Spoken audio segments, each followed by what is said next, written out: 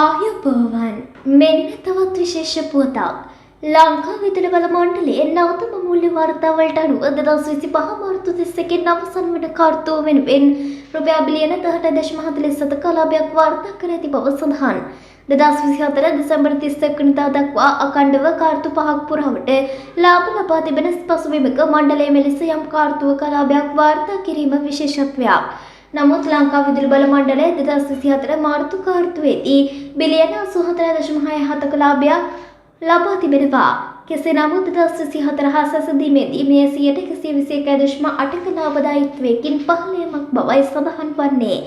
ලංකා විදුලි බල මණ්ඩලයේ රුපියල් 167.78 සිට රුපියල් බිලියන 93.92ක් දක්වා 144කින් පහළ යමක්.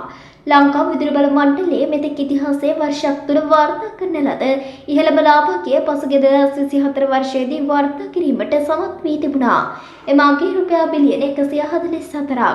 2024 වසරේ කාර්තු 4 මණ්ඩලයේ ලාභ අගයන් වාර්තා කර තිබීමද විශේෂත්වයක්. මෙවැනි උණුසුම් පුවත් ලදසනින් දැනගන්න අපගේ YouTube channel එක සමග බැරදී සිටින්න.